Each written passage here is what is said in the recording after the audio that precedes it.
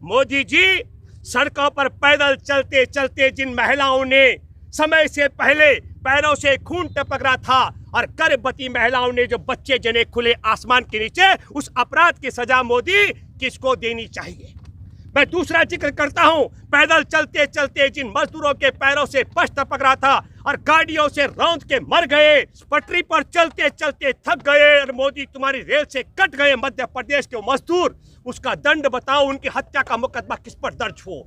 568 मामले थे, देश में ताला बंद कर दिया, रेल और बस सेवा छीन ली और 45,000 से ज्यादा मामले जब उजागर हुए 4 मई को, तो दारू के ठेके खोल दिए।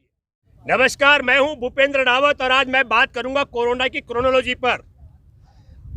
कोरोना की क्रोनोलॉजी ये कि 30 जनवरी 2020 को भारत में एक मामला केरल में उजागर हुआ था और आपको मालूम होगा कि विश्व स्वास्थ्य संगठन ने कोरोना आपातकाल भी 31 जनवरी को घोषित कर दिया था, लेकिन मोदी जी ने कान नहीं लगाया। 12 फरवरी को कांग्रेस के नेता राहुल गांधी ने भी ट्वीट करके बताया, आगाह किया, तब भी नहीं, तब मोदी जी को नमस्ते ट्रंप करना था। लेकिन मैं ये बात इसलिए बारी बारी से आपके साथ करना चाहता हूं और उम्मीद करता हूं कि आप सब लोग इसको कायदे से सुने। थोड़ा समय ज़्यादा लगेगा क्योंकि मेरे मित्र कह रहे हैं कि मैं छोटी बात करूं। 23 मार्च को जिस दिन शहीद आजम भगत सिंह, राजगुरु और सुखदेव का शहादत दिवस था, उसी दिन मध्य प्रदेश में चुनी हुई सरकार को बेदखल करके शिवराज सिंह चौहान को शपथ ग्रहण करा करके 24 मार्च 2020 को लॉकडाउन करके मोदी जी ने कहा 21 दिन तक आप बाहर जाना भूल जाए, कोई बाहर नहीं जाएगा।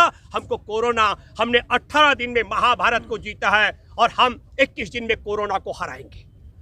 मैं आपके माध्यम से कहना चाहता हूं, जिस दिन हमारे देश में 559 मामले थे, ए मोदी जी, ओ मोदी जी, आपकी भाषा बोल रहा हूं, मोदी जरा सुन लो, 559 मामले थे, तब तुमने रेल बंद करके और बस की सेवा बंद करके, मोदी जी, सड़कों पर पैदल चलते चलते जिन महिलाओं ने समय से पहले पैरों से खून टपक रहा था और गर्भवती महिलाओं ने जो बच्चे जने खुले आसमान के नीचे, उस अपराध की सजा मोदी किसको देनी चाहिए। मैं दूसरा जिक्र करता हूं, पैदल चलते चलते जिन मजदूरों के पैरों से पश टपक रहा था और गाड़ियों से रौंद के मर गए, जिनकी पत्नियों के सुहाग उजड़ गए, जिनके बच्चे अनाथ हो गए, मोदी उसका दंड बताओ, ये देश किसको दे। जो लोग सड़क पर दंड चलने की बजाय पुलिस की मार से बचने के लिए औरंगाबाद का जिक्र कर रहा हूं, पटरी पर चलते चलते थक गए और मोदी तुम्हारी रेल से कट गए मध्य प्रदेश के मजदूर, उसका दंड बताओ, उनकी हत्या का मुकदमा किस पर दर्ज हो। मैं बात करना चाहता हूं, जो मजदूरों की गाड़ियां आपस में टकराई, वो किसको, उसकी सजा किसको दे। मैं ये बात इसलिए कह रहा हूं, आप देशवासियों ध्यान से सुने। 568 मामले थे, देश में ताला बंद कर दिया, रेल और बस सेवा छीन ली और 45,000 से ज्यादा मामले जब उजागर हुए 4 मई को, तो दारू के ठेके खोल दिए। पूछो इस मोदी को कि मोदी 568 मामले में ताला लगवाता है और 45,000 मामले होने पर दारू का ठेका खुलवा देता है, और जब मामला 1 लाख से करोड़ ज्यादा होता है तब मोदी निरंतर लॉकडाउन करते जाते हैं। आज हमारे देश में मैं इसलिए कह रहा हूं कि एक तरफ सुप्रीम कोर्ट की बनी कमेटी, जो सुप्रीम कोर्ट की कमेटी किसान आंदोलन को लेकर के बनी हुई है, उसने अपनी रिपोर्ट देनी सुप्रीम कोर्ट में। जैसे ही सुप्रीम कोर्ट के लिए रिपोर्ट तैयार होती है, वो कमेटी, उसमें बहुत सारा लोग मोदी समर्थक और संघ समर्थक हैं, वो काले कानून के समर्थक हैं, उनकी रिपोर्ट तैयार होनी शुरू होती है तो दूसरी तरफ कोरोना के मामले बढ़ने शुरू होते हैं।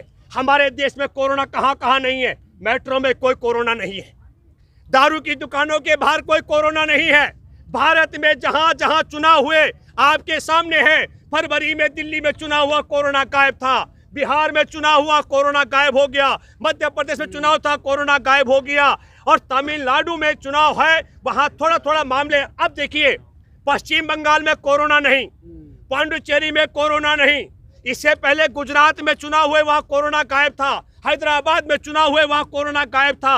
हम ये कह रहे हैं आसाम में कोरोना गायब हो गया, केरल में कोरोना गायब हो गया, पांडिचेरी में कोरोना गायब हो गया।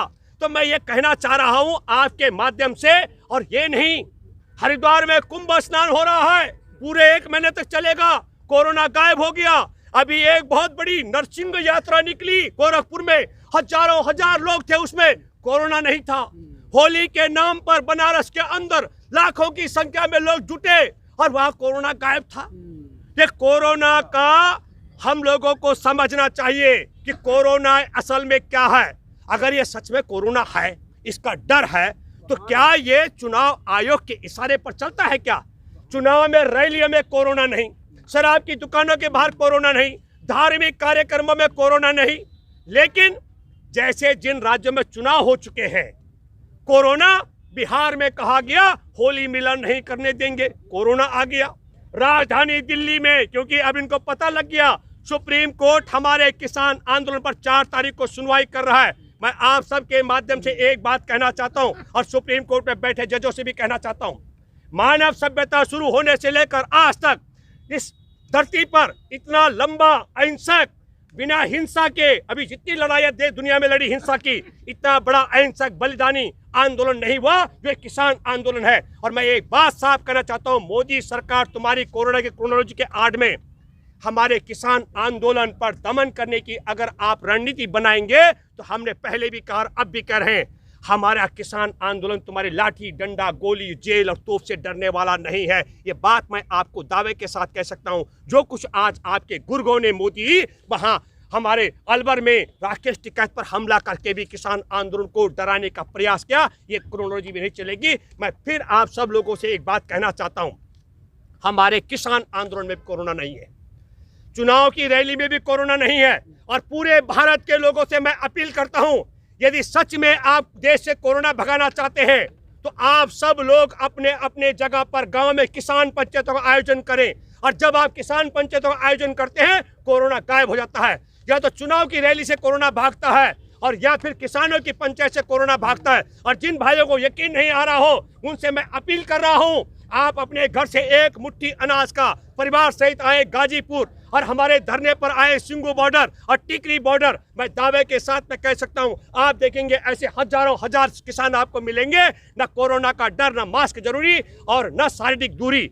मैं ये बात इसलिए भी कहना चाहता हूं, आप सब लोगों से मैं अपील करता हूं। और दूसरा, यदि सच में हमारे देश के महामहिम राष्ट्रपति चाहते हैं कि भारत से कोरोना भाग जाए, तो कोरोना चुनाव की सभाओं से भाग जाता है। तो भारत में कोरोना भगाने के लिए, 3 काले कानून खत्म कराने के लिए, न्यूनतम समर्थन मूल्य की गारंटी का कानून बनाने के लिए और हमारे देश को बेचने वाले देश विक्रेता से देश को बचाने के लिए इस सरकार को बर्खास्त किया जाए और एक ही दिन लोकसभा चुनाव की ऐलान कर दिया जाए, ताकि पूरे देश के अंदर चुनाव प्रचार की रैलियां हो और कोरोना चुनाव प्रचार की रैलियों से भाग जाए। ये बात मैं आपके साथ कहना चाहता हूं और आप सब लोगों से अपील करता हूं। और दूसरी बात है, किसान आंदोलन में शरीक हो जाओ। अगर यहाँ नहीं पहुंच सकते हो, अपने अपने गांव में किसान पंचायत करो। 3 काले कानून के खिलाफ न्यूनतम समर्थन मूल्य की गारंटी को कानून बनाने के लिए तो मैं दावे से कहता हूं, आपके गांव से, आपके शहर से, आपके कस्बे से, जिले से, राज्य से और देश से कोरोना भाग जाएगा।